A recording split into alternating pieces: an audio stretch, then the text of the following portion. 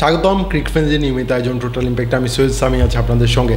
আজকে ওয়েস্ট ইন্ডিজের বিপক্ষে প্রথম ওয়ানডেতে 74 রানে জিতে নিয়েছে বাংলাদেশ। এই ম্যাচে কিন্তু 207 রানে অল আউট হয়ে গেছিল টাইগাররা।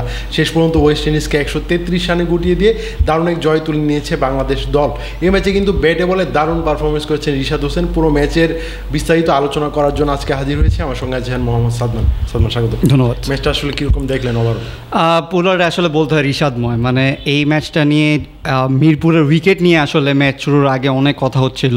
আজকে যখন ম্যাচটা শুরু হলো এই কালো উইকেট নিয়ে কিন্তু অনেক সমালোচনা হচ্ছিল এবং সেইখানে বাংলাদেশ কিন্তু একসময় খুবই ধুঁকছিল। বাংলাদেশের যখন ফার্স্টে যখন ব্যাটিং করে 8 রানে দুই ওপেনারকে হারিয়েছে। আর এই আজকে সৌম্য সরকার ফিরেছেন, তাছাড়া সাইফ হাসান যিনি আসলে রিসেন্টলি অনেক খুব ভালো খেলছিলেন, এই দুইজনকেই কিন্তু আসলে প্রথমে আমরা হারিয়েছি। এরপরে কিন্তু নাজমুল শান্ত এবং তৌহিদ হৃদয় মোটামুটি স্টেবল করেছিলেন, যদিও অনেকগুলা বল তারা খেলেছেন, কিন্তু ওই সময় অনুযায়ী হয়তো এই ইনিংসটাই দরকার ছিল।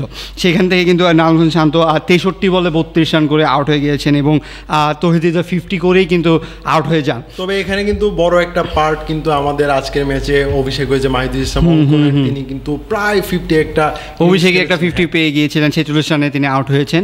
এই তিনজনের ব্যাটিংয়ের পরে কিন্তু আসলে আবার দেখা যাচ্ছিল যে তারা দ্রুত উইকেট হারিয়ে ফেলছেন, কারণ অধিনায়ক মিরাজ এবং সোহান তারা দুজনেই কিন্তু দ্রুত আউট হয়ে যান। এরপরে কিন্তু রিশাদ একটা ক্যামিও খেলেন, তিনি 13 বলে 26 রানের একটা ইনিংস খেলেন। তখন কিন্তু আসলে তার ইনিংসটার জন্যই 200 পার করতে পেরেছিল।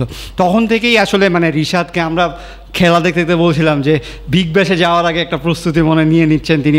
মিরপুরে এরকম একটা উইকেটে তিনি হিট করছেন, আমার মনে হয় তিনি দুটা ছক্কা মেরেছেন। সো এইটা যখন হচ্ছিল তারপরে কিন্তু আসলে 207 রান আমরা বলছিলাম যে এই উইকেটে আসলে 200 যেহেতু পার করেছে একটা আশা আসলে থাকতেও পারে, কারণ ওয়েস্ট ইন্ডিজও এরকম দেখেছি আমরা যে তারাও কিন্তু কলাপস করে, এমন না যে কলাপস করে না। তবে যে জিনিসটা মানে আমার কাছে ওয়েস্ট ইন্ডিজের শুরুটা দেখে মনে হচ্ছিল বাংলাদেশ হয়তো বা 50টা রান হয়তো বা কম করেছে। এখানে কিন্তু 250 রানের উপরে রান করতে পারলে আপনি একটু সেফ থাকতে পারতেন।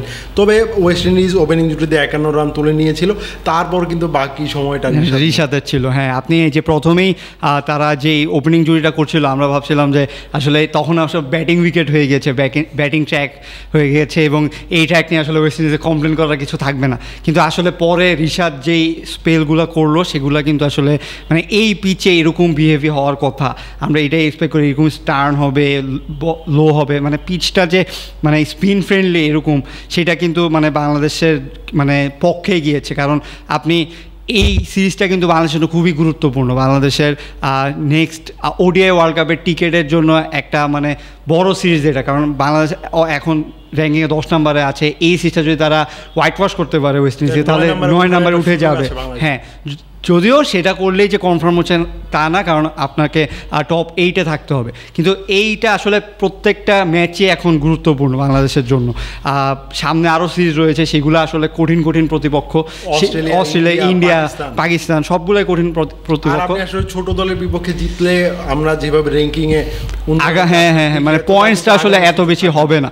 সো সেই ক্ষেত্রে আপনার চেয়ে আগানো যে টিমগুলো আছে তাদের সাথে যদি আপনি জিততে পারেন আপনার পয়েন্টসটা বাড়বে। এখন ওয়েস্ট ইন্ডিজের আমাদের টার্গেট আসলে এটাই হবে। আমরা আসলে এতদিনে যে আমাদের ওডিআই একটা বিপ্লব ছিল সেটা কিন্তু মিরপুরের এইরকম উইকেটেই আসলে হয়েছে।